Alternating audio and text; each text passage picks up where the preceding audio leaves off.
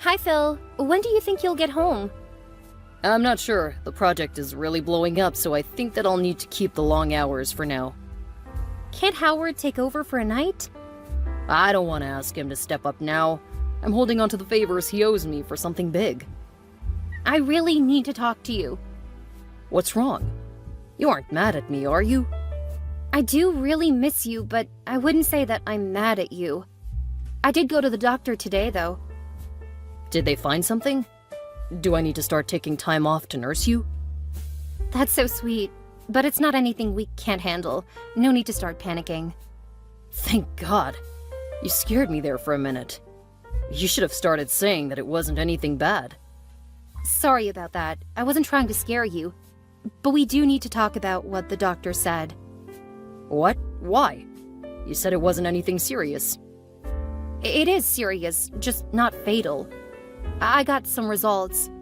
Sorry, but I would really rather talk about it than text. It's been a really long day, hon. Can we talk about it some other time? I really need to focus on work. It's really important, though. I know you're busy, but this is something that will affect our future. That sounds ominous. Believe me, you'll understand why I'm pressing when you get home. Fine, I'll see if Harold is willing to take on tonight. But I'll need you to give me a little something to make up for me by sacrificing that just so we can talk. Oh, I'll make it up to you. Don't worry. Okay, I'm gonna see what I can do. When I know if it's possible, I'll let you know when I'll be home. Thanks, Phil. Hopefully you'll feel better when you get home. I'll make sure to have something special planned for you as a reward. Oh, that sounds promising. Talk soon. Hey, Phil. I was wondering when you would be able to make it home. Phil? I thought you were gonna try to come home on time. Hi, babe. Sorry, I couldn't get out of it. Howard already had other plans. When do you think you'll be home then? Actually, it looks like I'm gonna need to stay here and sleep for a few days. Given how much they need me at work, I can't really waste time on the commute. What? They can't expect you to sleep at work. There's a hotel nearby. I can get a room there and just go back and forth as long as they need me. That's... How could you even agree to that? It's a really important project. If it works out, I'll get a promotion and then we can move into a bigger place. Not that we need it though, since you can't get pregnant. Wow. That's a bit cold. But I'm not worried about getting a bigger place. I'm worried about you and how all of this work will affect you. You're gonna get burnt out if you keep this up. Over the last year, you've been at work more than you've been home. It isn't even close, and I really miss you. Sorry, but this is really important. Well, how about I come by for lunch? Or dinner? I want to see you. I really don't need the distraction. You'll want to talk about whatever the doctor said, and right now I just don't have the bandwidth to deal with whatever is wrong with you, since you said it is not life-threatening. At this point, I think it's pretty clear that you're infertile. I mean, we've been trying for almost 5 years now. Instead of worrying about that, I want to focus on work. When that settles down, then we can talk about your infertility and what to do next. That's a bit harsh. I'm just being honest. We've been dancing around this for a while, and I just don't want to pretend anymore. Well, I was gonna wait to tell you in person, but the big news is that I'm pregnant. What? How is that possible? Like you said, we've been trying for a while, and it finally happened. I can't believe you would just drop this on me while I'm in the middle of such a big project. This is not okay. I didn't want to tell you like this, but I don't even know when I'm gonna see you again. You should have just waited until I came home. Now I'm gonna be too distracted to do well. I can't believe you would do this to me. I thought you would be happy. Why are you turning this into something bad? You didn't want to talk to me because you thought I was just going to give you bad news. I thought that hearing that it was something positive, you would be overjoyed. I'm sorry that you feel that it's an inconvenience. Of course it's an inconvenience. Do you have any idea how much harder it will be to work knowing that my wife is knocked up now, while I'm trying to keep us afloat? What do you mean, keeping us afloat? We aren't in any financial danger right now. Money's not an issue, you know that. I don't want to just live off of your money. I wanted to be the breadwinner. I thought you wanted to be a father. Don't turn this around on me. You've messed up everything. Wow. I'm very glad to learn about how you see this. I thought you would be happy. This wasn't even remotely what I expected when I told you. Well, you shouldn't have sprung this on me in the middle of a huge project. You were supposed to come home and talk to me. When I didn't message you, you should have figured it out. I'm too busy to be dealing with personal drama. You know what?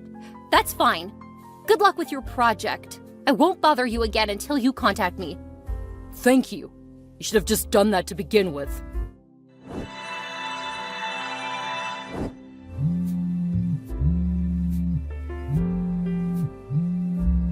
Hey, Hazel. Why aren't you picking up the phone? Oh, are you ready to talk to me? What's with the attitude? You should be happy to hear from me. Really? Yeah. You haven't even tried to contact me over the last week.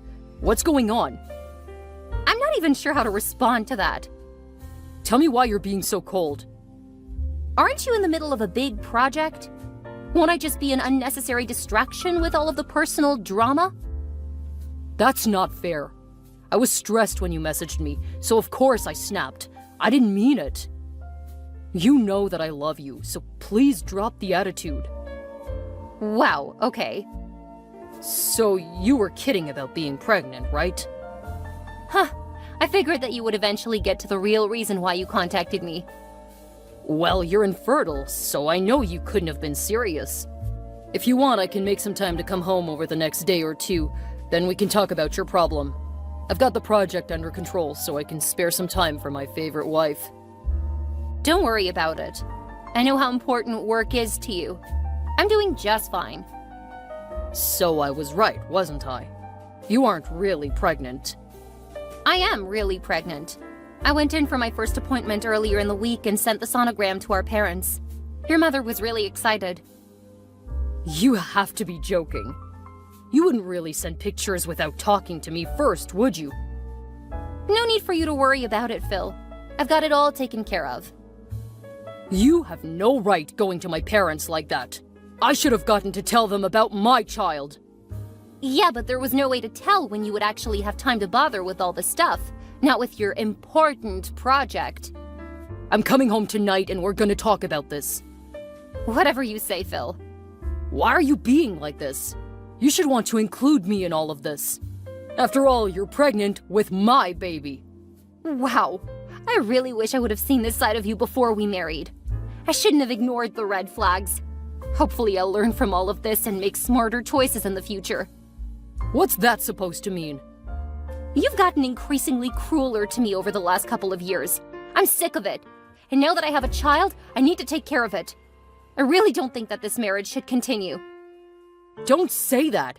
I love you. And you know how important work is to me. I realize I have let it get to be too much, and I'm really sorry. I swear going forward, all of that will change. I'll finally have a family. If you really want to work on our relationship, it's going to take more than one discussion while you're taking a short break from work. I know, I get that. I'll be home in 20 minutes, and then we can talk. Make sure you're home so that we can get started. Fine. What do you want for dinner? I'm getting hungry. Don't worry about dinner. I'll take care of it. I don't understand why you suddenly care. I always cared. I was just under a lot of stress. You're being so unfair right now. Can you blame me after what you said when I told you I was pregnant? Then you didn't even bother to check on me. I was working. How can you hold that against me? I was trying to be a good husband. You were doing a poor job getting mad at me when I was trying to see you to give you good news, then accused me of causing you problems. I'm sorry, okay? I realized that what I did was wrong. Why don't you go take a nice bath? When I get home, I'll prove how sorry I am by taking care of dinner. If I'm being honest, I don't feel well right now, and really don't feel like talking to you. I will make it worth your while. I mean, I shouldn't have to convince you to talk to me because I'm your husband. I guess that just proves that you're pregnant. What's that supposed to mean? You're being unreasonably emotional. I'm turning off my phone now. No, you aren't. You women wouldn't know what to do without your phone. I'll be there soon, and I'll make sure to give you a meal you won't forget. Where did you get the food? Your favorite restaurant. Why? Are you gonna complain about it? I feel really sick now. It's probably just the pregnancy making you feel sick. No, I really feel sick. Just go sleep it off. You'll feel much better when you wake up. Phil, please come back. I think I need to go to the hospital. I'm having trouble breathing. I already gave you over an hour of my time. I need to get back to work now. Please, I really don't feel well. Just go to bed early. There's nothing I can do right now. If you really want to show me that you're gonna take me and the baby seriously, you need to turn around and come back home. You're just being melodramatic. Besides, with as cold as you were, why would I want to come home? I don't want any more of your verbal abuse. I mean, I'm tired of you accusing me of being a terrible husband. I'm doing the best I can. See? And now you're giving me the cold shoulder. Whatever. I'm not gonna bother talking to you for a few days. Not until you're ready to apologize to me. Hi, Hazel. Just thought I would check in on you. I know we're fighting, but I figured we should still keep talking. Hi, Phil. It's so nice of you to finally contact me after nearly a week. I hope that you have found as much excitement as I did. What's that supposed to mean? I went to the hospital. There were peanuts in the dish you got me. What? They know not to put peanuts in your food. I can't believe the restaurant made that mistake. Yeah, the restaurant made that mistake.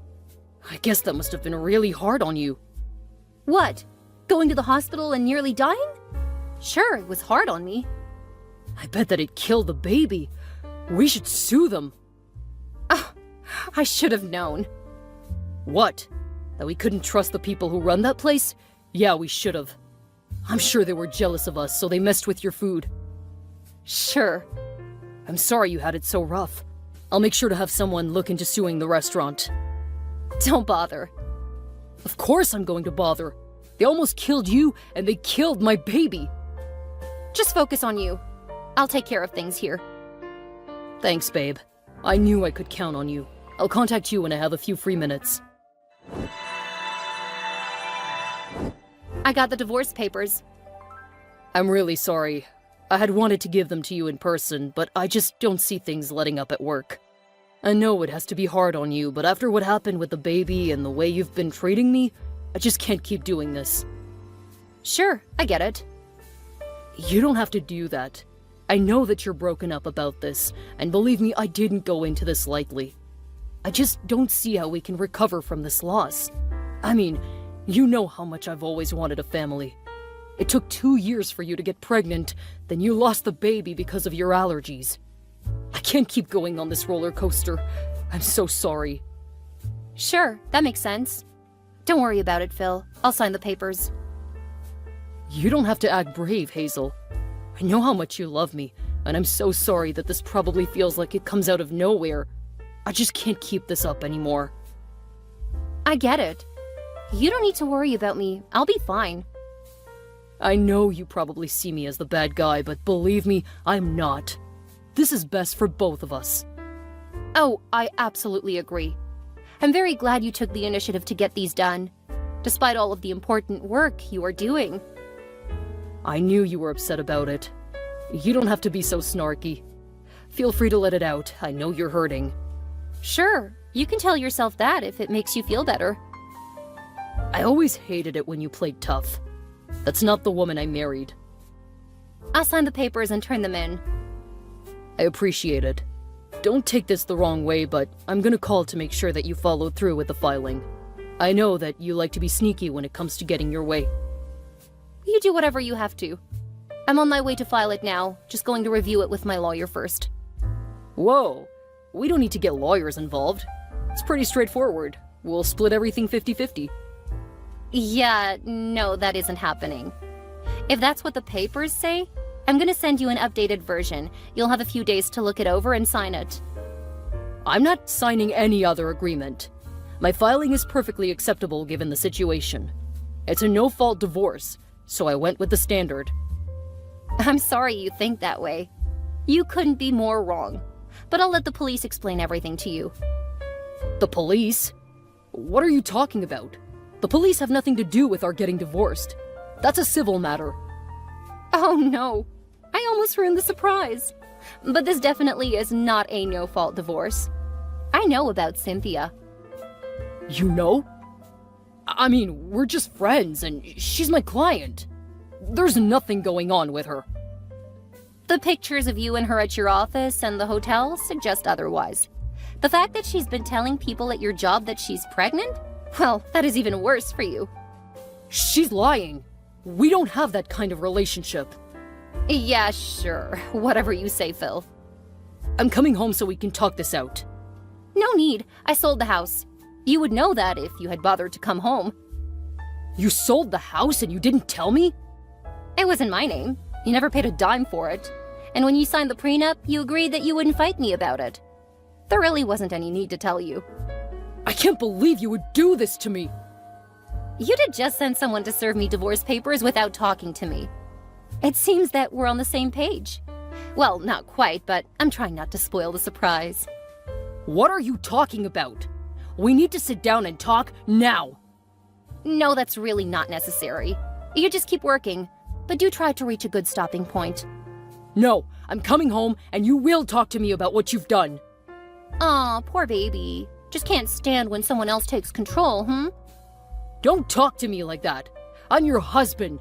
Show me some respect. The only thing I'm willing to show you is the evidence of your affair. I really, really hope she was worth it. No, I won't accept this. We're gonna hash this out until I'm satisfied with things. That's not happening. Enjoy your surprise.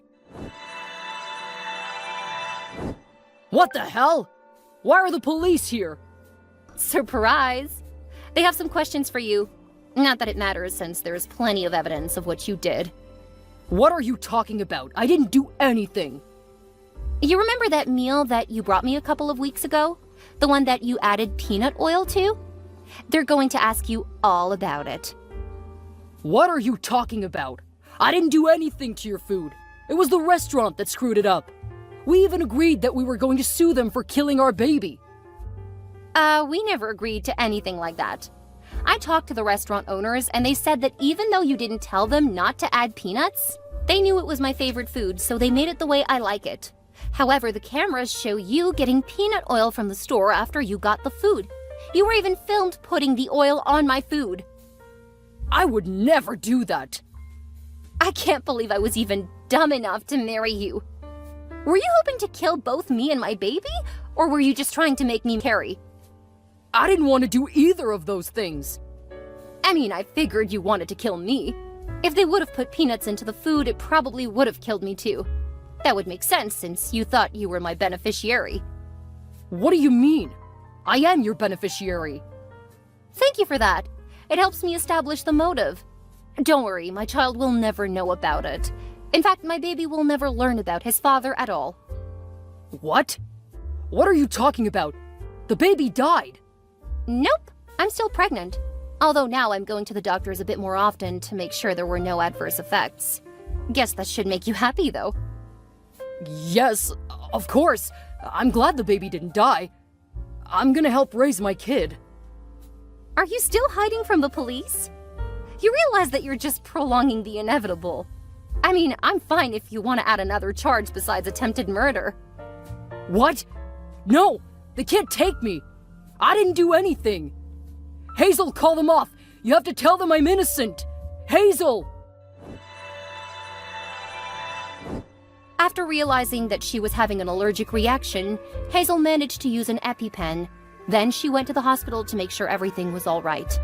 Afraid for her baby's health, she went to the doctor a bit more often just to make sure everything was progressing normally.